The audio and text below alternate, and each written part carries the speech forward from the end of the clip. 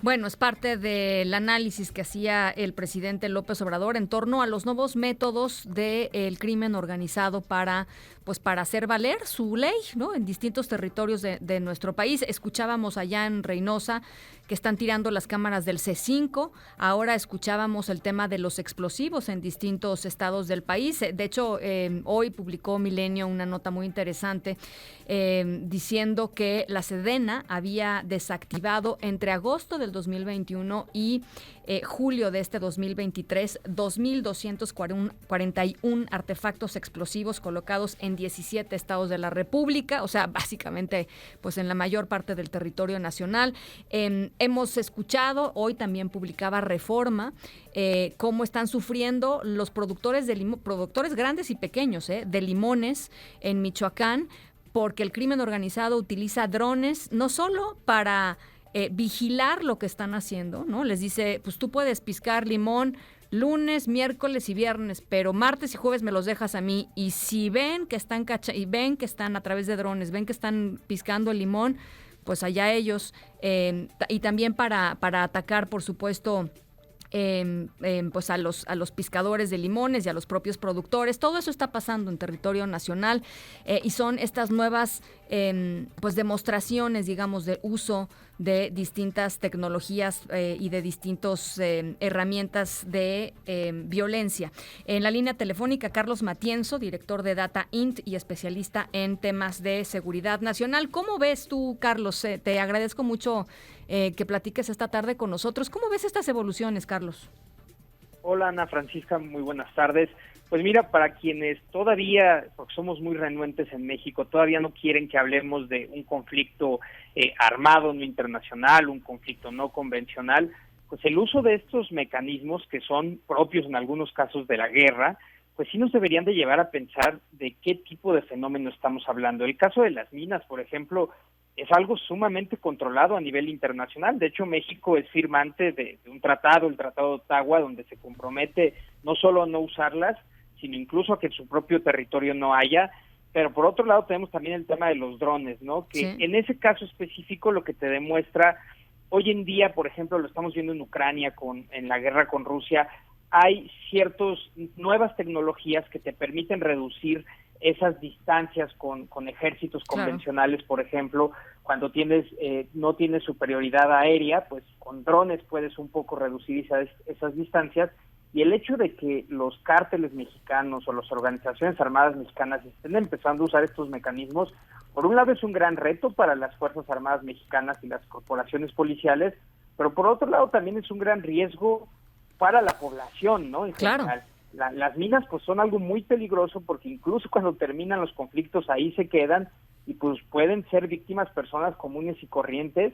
Y por otro lado el tema de los drones, pues sí, lo que ya mencionabas, ¿no? De cómo vigilan e incluso han bombardeado a población civil, pero también el reto que implica para las propias Fuerzas Armadas estas tecnologías, en algunos casos artesanales, en otras más complejas, que reducen la distancia que en principio pues sí tiene mayor superioridad del Estado mexicano, pero esto lo hace ya más complejo, ¿no?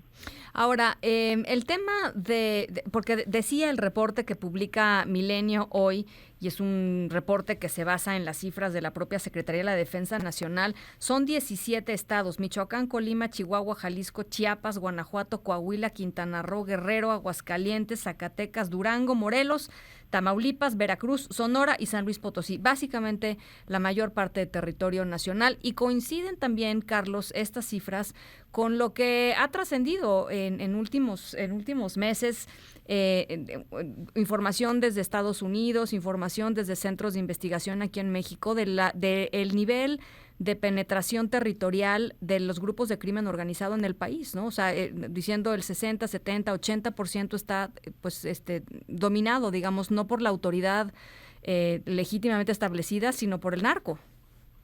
Sí, al final del día estas situaciones no se presentan en el vacío, ¿no? Suceden en lugares donde hay una alta presencia de crimen organizado. El caso de Michoacán pues es muy destacado, ¿no? La propia nota de Milenio, que proviene de una solicitud de información a la Sedena, demuestra que en Michoacán pues se concentra buena parte de esos hallazgos de minas, y también los ataques de drones han sucedido principalmente en Michoacán y Guerrero. Y son zonas, por un lado, con una gran debilidad de presencia y capacidad estatal, pero por otro lado, de auténtico conflicto, donde tienes diferentes organizaciones combatiendo por el control de un territorio y combatiendo a su vez con el Estado mexicano. Yo creo que lo que pone de relieve este tipo de hallazgos periodísticos y en general de estas situaciones que estamos observando es que, si bien no es que todo el territorio, gran parte del territorio mexicano no esté controlado por el Estado mexicano, lo que sí es cierto es que hay zonas donde hay auténticamente presencia de conflictos, de milicias armadas, y que se comportan pues cada vez más como eso, ¿no? Como organizaciones armadas no estatales, y eso es, yo creo, el principal reto actualmente de gobernabilidad para México, ¿no? Y por eso también cuando se discute sobre seguridad, ahora que ya están los candidatos, los precandidatos en ambos bandos, no alcanza solo a hablar de prevención, de justicia alternativa, de policías. Hay otro reto que es mucho más complejo, y es cómo reduces los niveles de violencia y de conflictividad armada que hay dentro de nuestro propio territorio, y ahí sin duda pues eso pone en cuestión incluso situaciones como si algún día o en el corto plazo podremos dejar de echar mano de las Fuerzas Armadas, porque lo que estamos viendo es que con o sin Fuerzas Armadas hay grupos combatiendo y utilizando armas pues de alta letalidad en estas regiones del país.